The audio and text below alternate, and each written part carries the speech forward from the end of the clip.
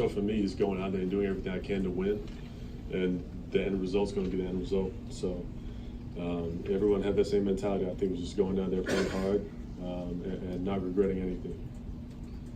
Sarah Todd, Philadelphia Inquirer. Can you kind of try to characterize what you see from Joel when he's got, I don't know what his actual stats were, but 33 minutes he had 15 and 12, but he was a plus 42 through that time.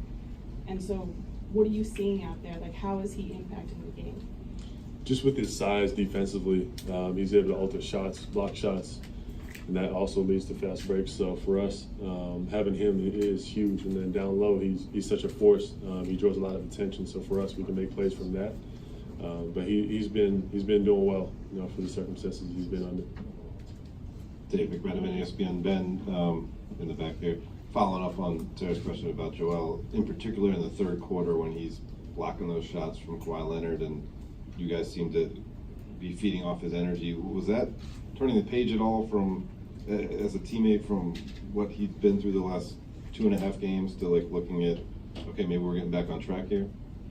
Definitely. We know how we are supposed to play. And it's just a matter of doing it. I think everybody was really locked in doing their job. And that's the one thing I say before we go out and start the game. Everybody needs to do their job.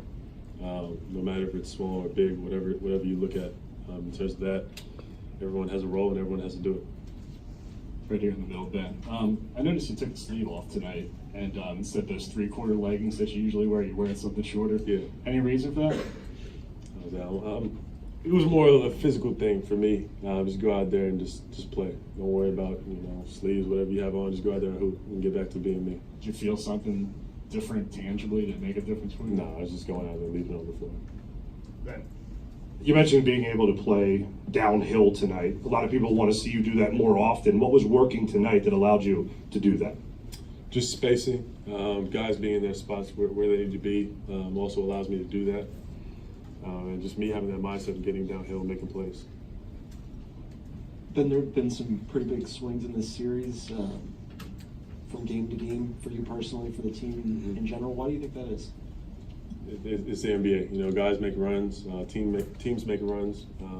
Toronto did that tonight. We did it majority of the game, and it just happens. It's the NBA. Ben, over here on your right.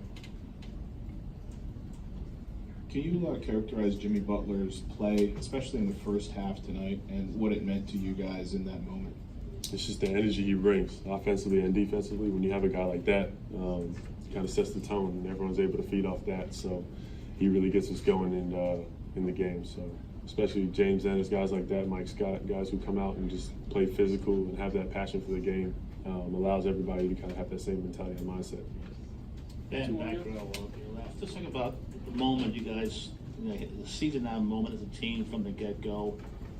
When they made runs, actually, you never, you counter-punched to just to get that moment, to take it back to Toronto. How important, in terms of the way you guys played tonight, and how proud of this team is to be able to fight the way you guys did tonight.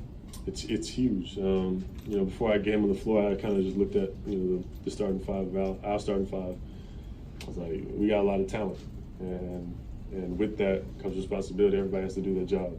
It goes back to starting on defense and playing together and sharing the ball and moving it. It's special. One more good. Thanks, son. Ben, Brett talked before the game about wanting you guys to play free and easy and not get caught up in the fact that your season could end, if you had lost tonight. How do you separate those two things out?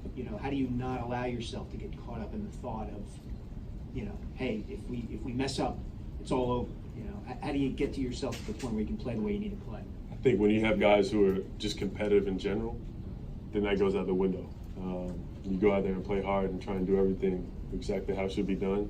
Try and make the correct plays, share the ball, move it, play defense, and really lock in. So I think when you have guys who are able to do that and separate that, you got a good team. Thanks, Ben. Thanks, guys.